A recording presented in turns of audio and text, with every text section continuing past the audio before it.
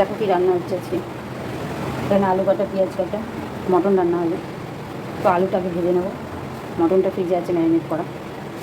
আগে আলুটা ভেজে নিই, তারপর তোমাদের দেখা।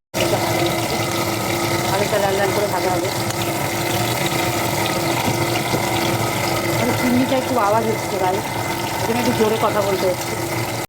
তো গাইস আলুটা ভাজা হয়ে গেছে, আলুটা তুলে নিচ্ছি। এবার মাংসটা ম্যারিনেট করা।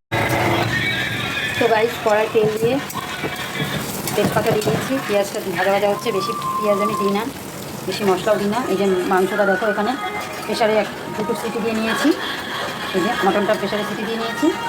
এখানে আলুটা ভাজা হয়ে গেছে, আর এখানে পেঁয়াজটা ভাজা হচ্ছে। তো চলো, তো গাইস সব একে একে মশলাগুলো দিয়ে দিলাম। তো কাশ্মীরি লঙ্কার গুঁড়ো দিচ্ছি, কালার হবে। দিয়ে দিয়ে মশলাটা খুব কষানো হয়। এবার মটনটা দেবো। মশলা দেওয়া হয়েছে, এবার মটন।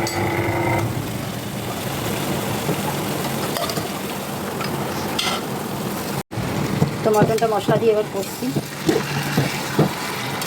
বেশ খানিকক্ষণ কষতে হবে এটা, যেহেতু মটন। তো চলো কষাটা হোক। কষা হয়ে গেছে, মটনটা কষা হয়ে গেছে। দেখো কালো কালো হয়ে গেছে। এবার স্টকটা দিয়ে দেবো আগে। মটনের যে স্টকটা, যে সেদ্ধ করে যে স্টকটা, সেটা আগে দেবো।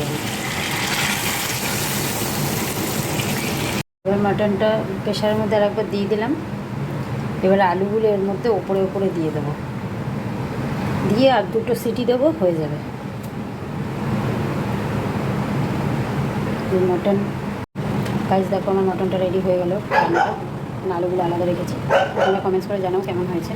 চলো টাটা।